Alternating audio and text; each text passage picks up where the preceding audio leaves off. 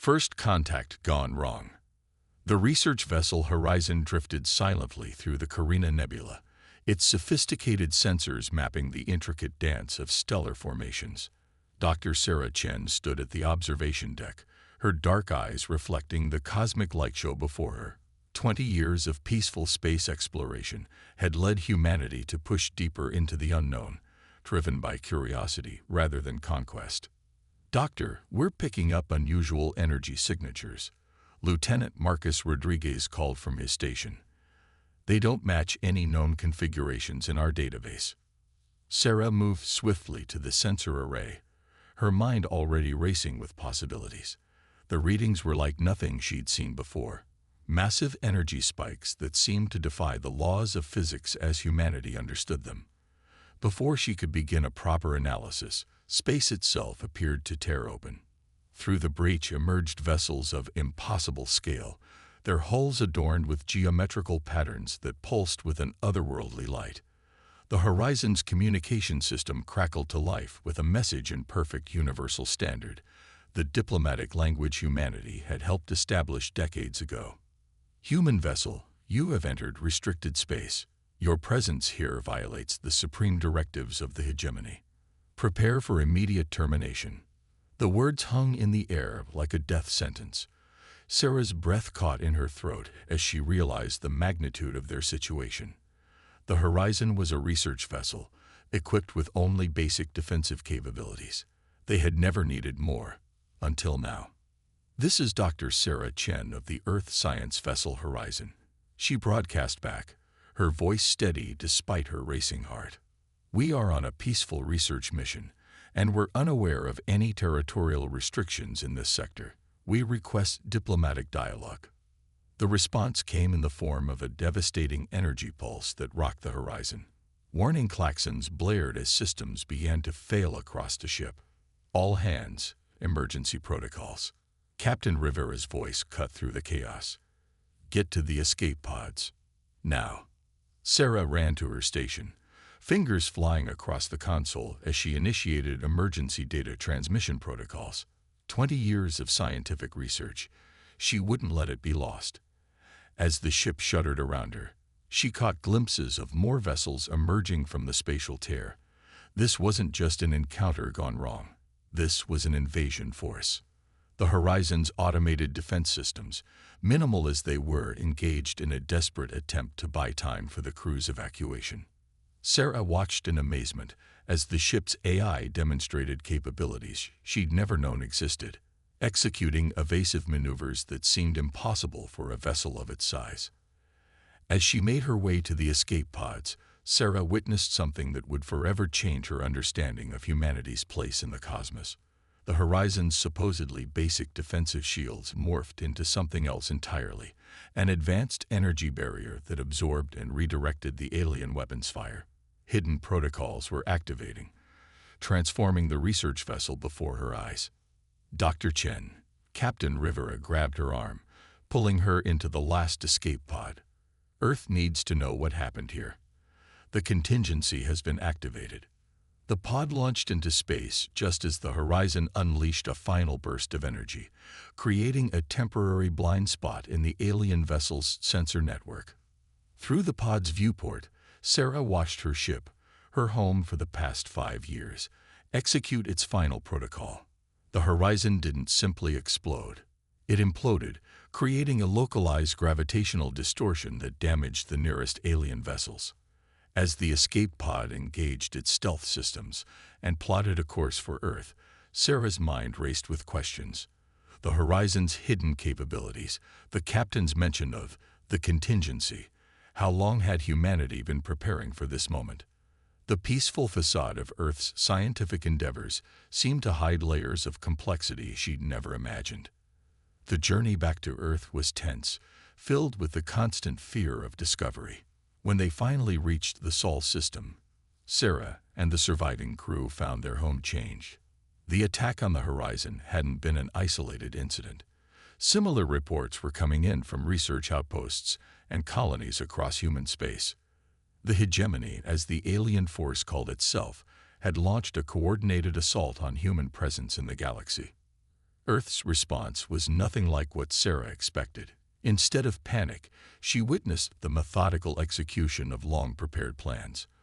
Military installations that had been disguised as research centers revealed their true nature.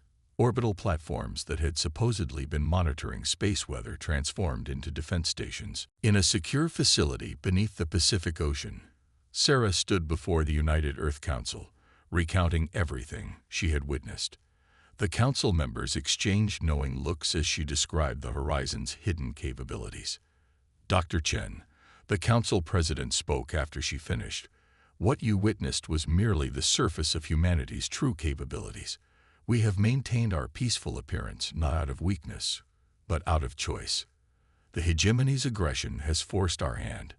It's time to show the galaxy that humanity's dedication to peace was never due to inability to wage war. As if to punctuate his words, alerts flashed across the chamber's displays. The hegemony's main fleet had been detected approaching the outer reaches of the solar system. Sarah watched as Earth's carefully maintained mask of scientific innocence fell away, revealing the face of a civilization that had spent decades preparing for this very moment. The real war was about to begin, and the hegemony was about to learn that they had gravely miscalculated in their assessment of humanity's capabilities. The awakening of Project Aurora. Admiral James Chen watched the holographic display as the hegemony fleet approached Mars orbit. His sister Sarah's report from the Horizon incident had confirmed their worst fears. The enemy was exactly as advanced as their intelligence had suggested. But humanity had spent decades preparing for this moment. Deep beneath the lunar surface, in a facility known only to a handful of individuals, the Admiral stood in a vast chamber that housed humanity's best-kept secret. Project Aurora wasn't just a defense program. It was a complete reimagining of warfare itself. "Status report," he commanded, his voice echoing through the chamber. Dr. Maya Patel, the project's lead scientist, stepped forward.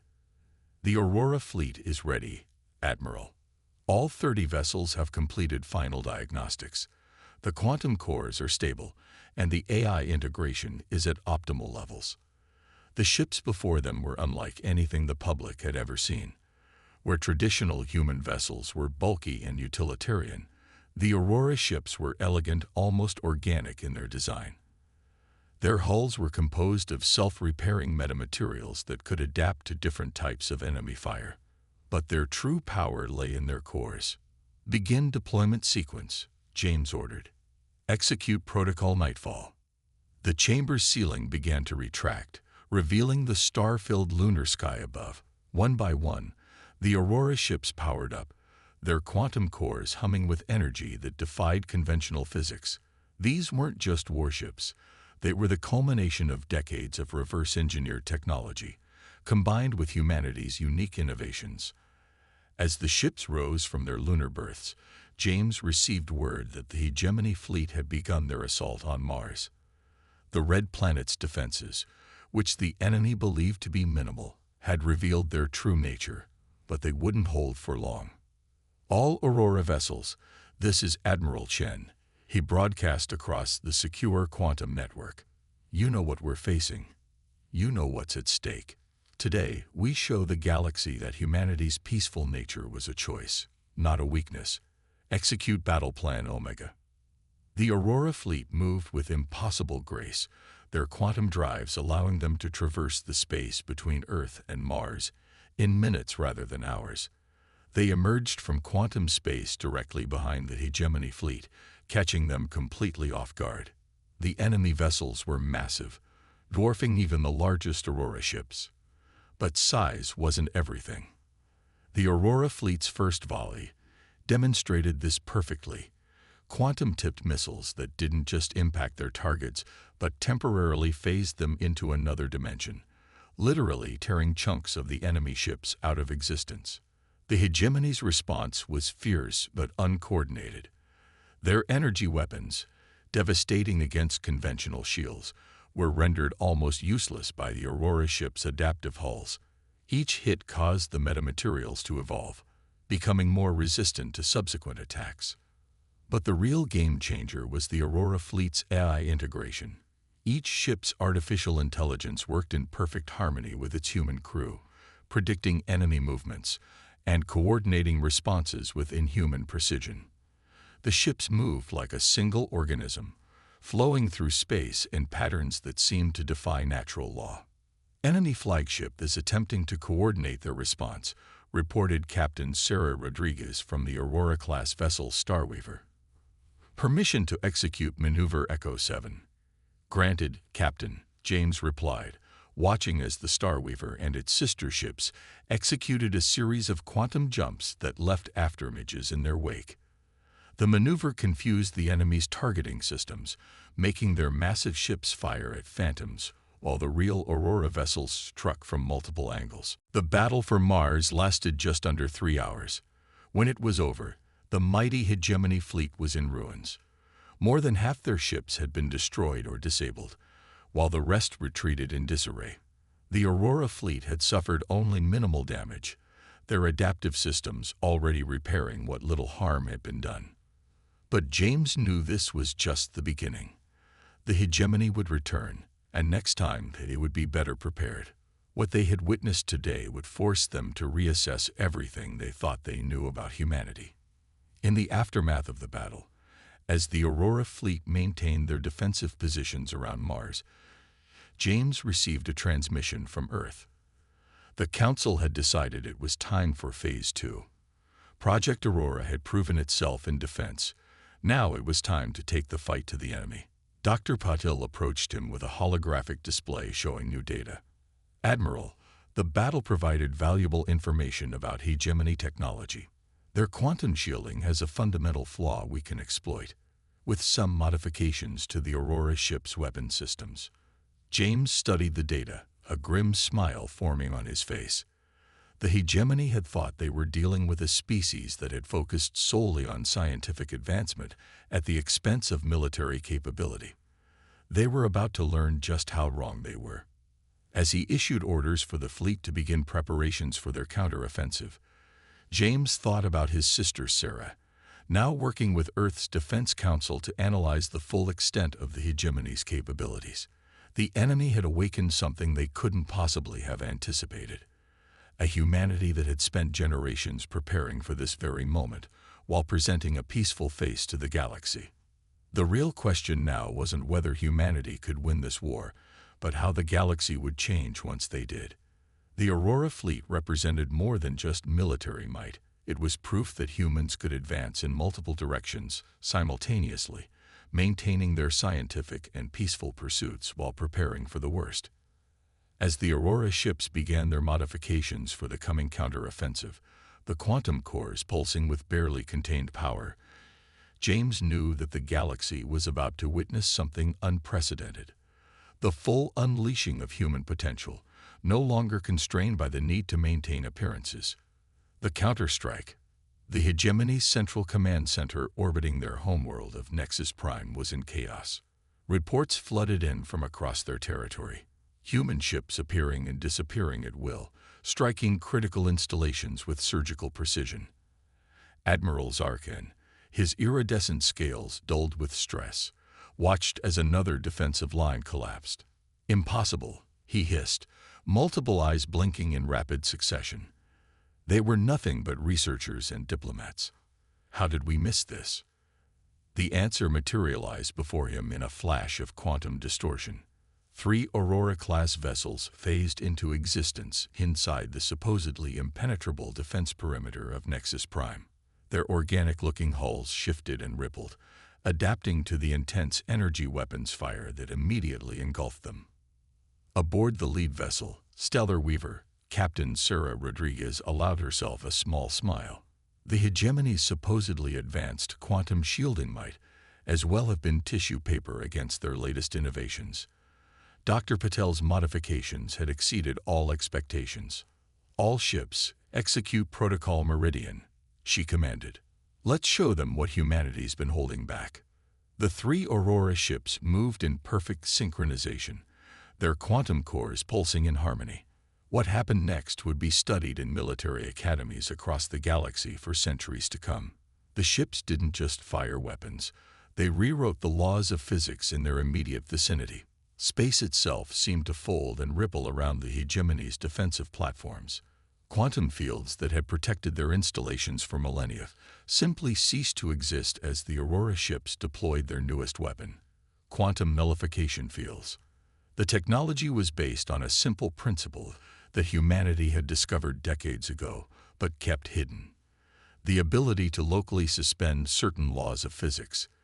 "Their primary defense grid is down," reported Lieutenant Kai Wang, his fingers dancing across the neural interface controls.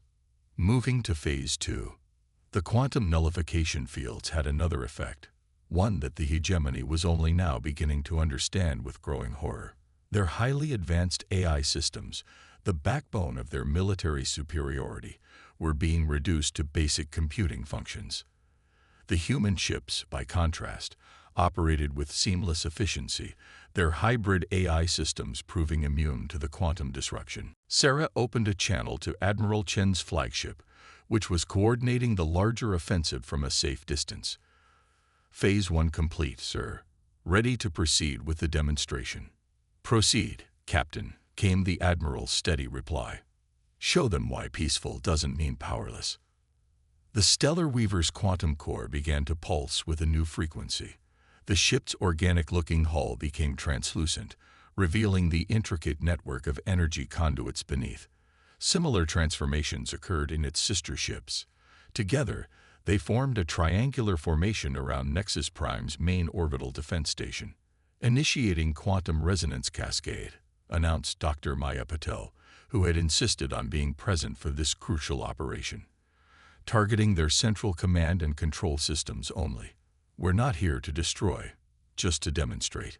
The 3 Aurora ships generated a quantum field unlike anything the galaxy had seen before. It didn't destroy the hegemony's command center. It simply denied its existence in normal spacetime for exactly 3.7 seconds.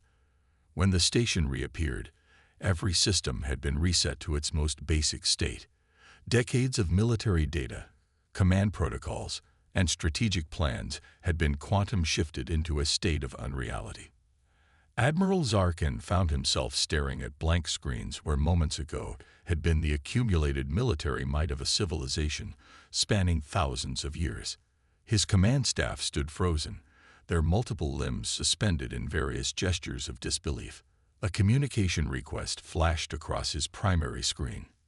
Text only, in perfect hegemony script. "This was a demonstration. We could have destroyed your command center and every other military installation in your system. Instead, we chose to show you what we're capable of. Humanity has never been defenseless. We simply chose peace until you forced our hand. You have one standard rotation to begin withdrawal from all human-controlled space and initiate diplomatic contact through proper channels. We await your response." The message was signed simply, "Humanity." As the Aurora ships prepared to quantum shift out of the system, Sarah received a private communication from her brother. "Well done, Captain. But keep your guard up. I doubt they'll go quietly into the night." She knew he was right.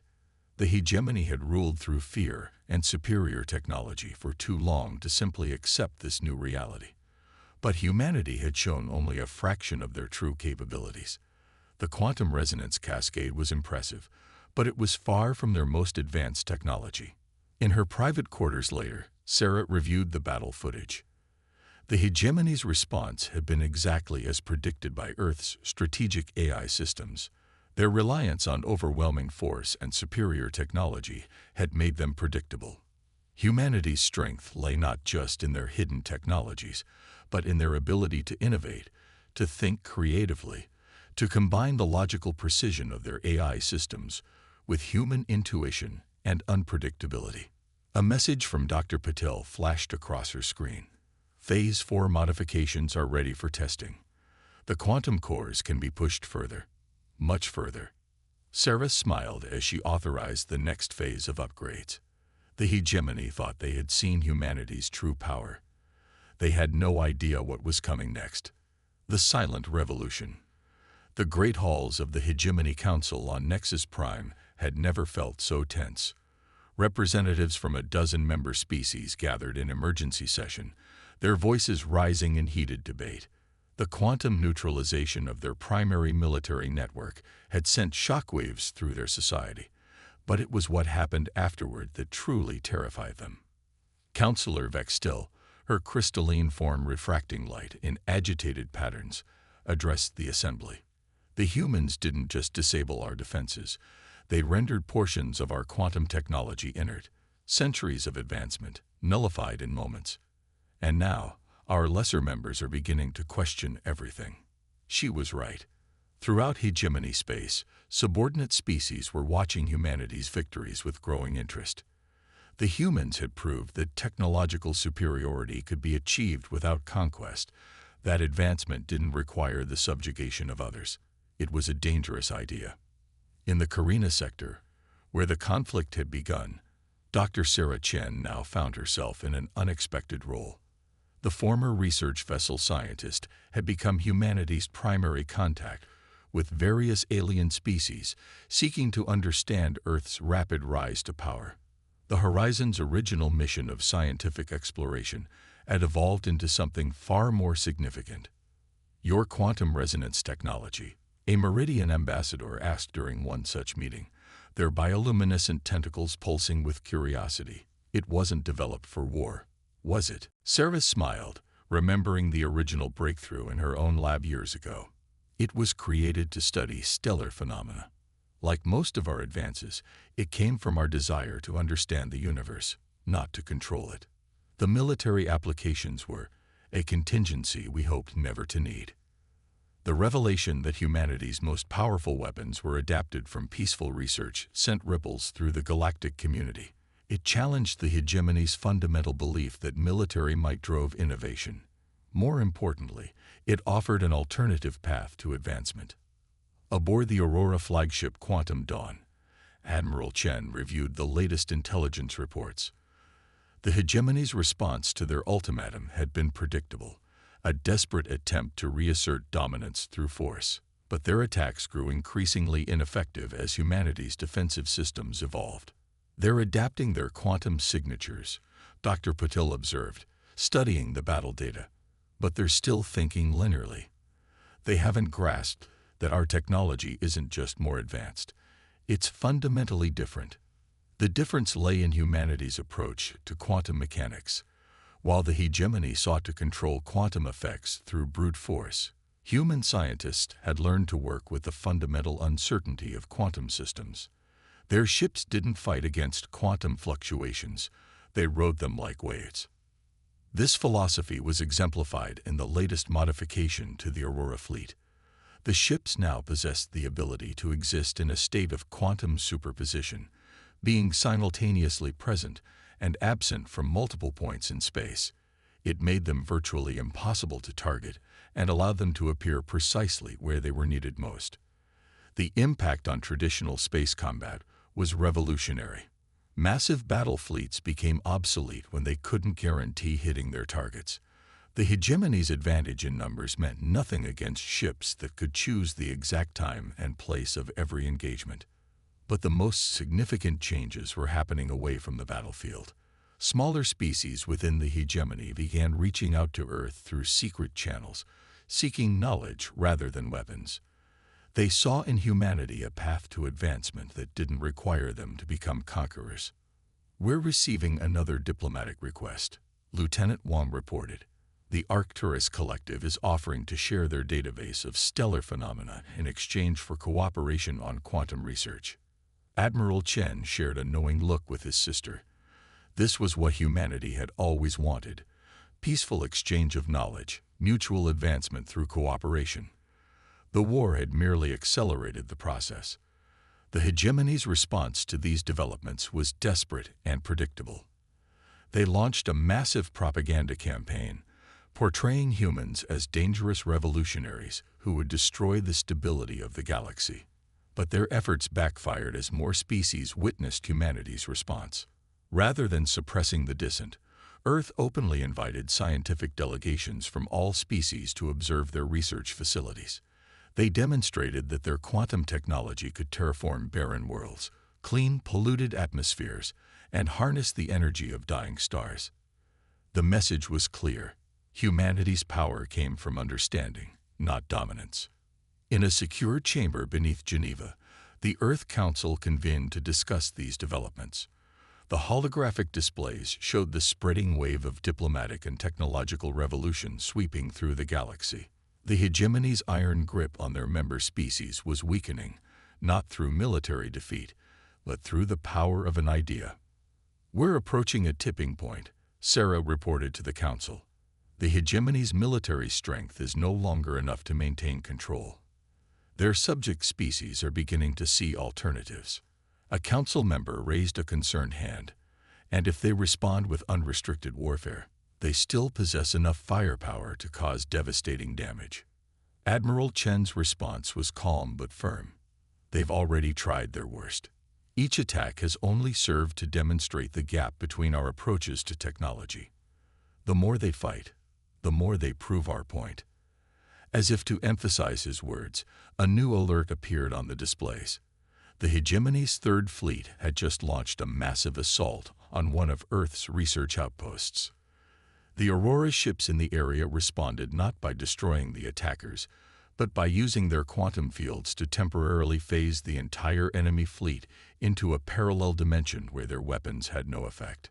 When the fleet reappeared, its commanders found their ship's computers filled with scientific data about the quantum principles that had just been used against them. It was perhaps the most elegant demonstration yet of humanity's philosophy.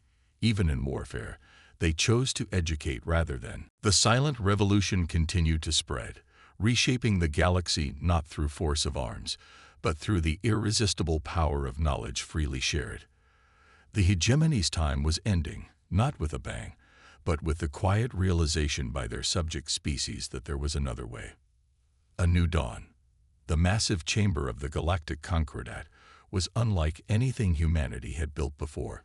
It hung in space at the exact gravitational midpoint between Earth and Nexus Prime, a symbol of the new balance of power emerging in the galaxy.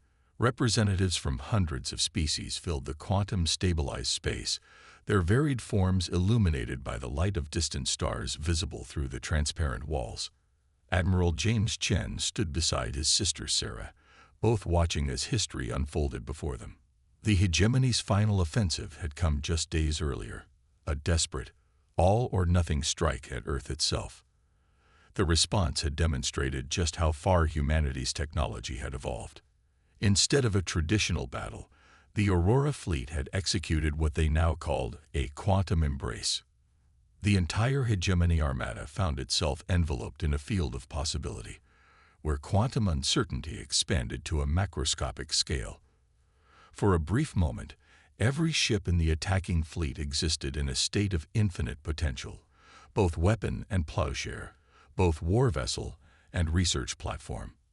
When the field collapsed, the hegemony crews found their weapons transformed into scientific instruments, their military computers reprogrammed with research data. It was the ultimate expression of humanity's philosophy, the power to change reality itself, used not to destroy but to transform. "The final representatives are arriving," Dr. Maya Patil announced, her eyes tracking the quantum signatures of incoming ships. The scientist had become humanity's lead delegate in the negotiations that followed the hegemony surrender, including the Nexus Prime delegation. Former Admiral Zarkan led the hegemony representatives, his once proud bearing now tempered by understanding. The quantum embrace had changed more than their ships. It had shown them visions of possible futures, of paths not taken. The experience had shattered centuries of militant ideology. "We gather here," Sarah began, her voice carrying across the chamber through quantum resonance fields that ensured perfect understanding across all species, not to celebrate victory or mourn defeat, but to embrace a new way forward. Humanity never wanted to prove its superiority. We only wish to show that there are alternatives to dominance. The evidence of this philosophy surrounded them. The Concordat chamber itself was a marvel of cooperative engineering, combining technologies from dozens of species. Former hegemony worlds now hosted joint research stations where scientists of all races worked together, sharing knowledge freely. The quantum embrace showed us truth. Zarkan addressed the assembly, his multiple eyes reflecting the starlight. We saw that power comes not from controlling reality, but from understanding it. Humanity did not defeat us. They awakened us. The Aurora fleet now served as a peacekeeping force, but not through threat of force. Their quantum technology had been adapted to facilitate communication, to bridge gaps between different species' perceptions of reality. The ships that had once demonstrated humanity's hidden strength now demonstrated their commitment to unity. Dr. Patel stepped forward, activating a holographic display that filled the chamber. What we propose today is not just a peace treaty or a trade agreement. It is a fundamental shift in how we approach our existence in this galaxy. The display showed the preliminary results of joint research projects, technologies that combine the best aspects of all participating species, quantum fields that could rehabilitate dying stars, transportation systems that could link the furthest reaches of known space, medical advances that could benefit every form of life. The hegemony believed that advancement came through competition, James observed, addressing the assembly. We believed it came through cooperation. Today we prove that the greatest advances come when we combine these approaches, when we compete not against each other, but against the boundaries of what we think is possible. A ripple of agreement passed through the chamber.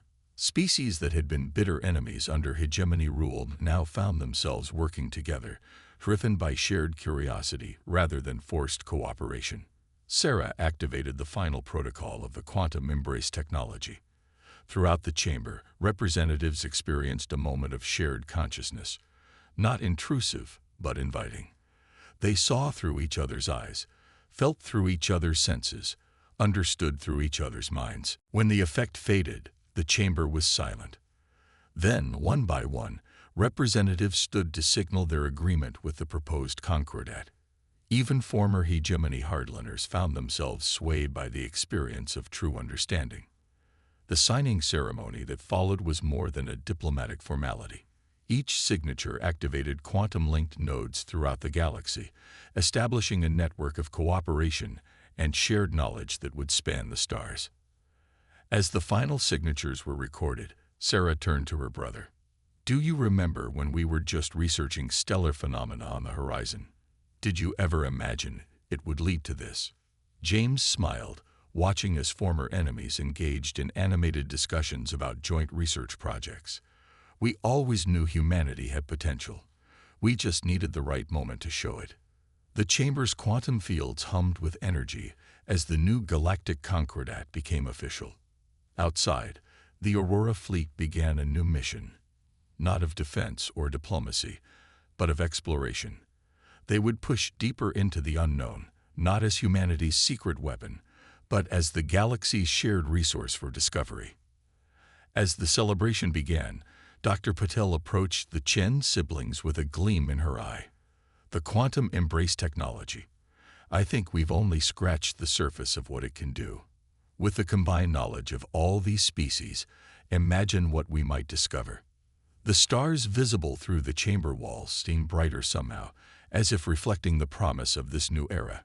Humanity had emerged not just as a powerful force in the galaxy, but as a catalyst for change, proving that true strength lies not in the ability to destroy, but in the wisdom to transform, the courage to understand, and the willingness to share that understanding with others.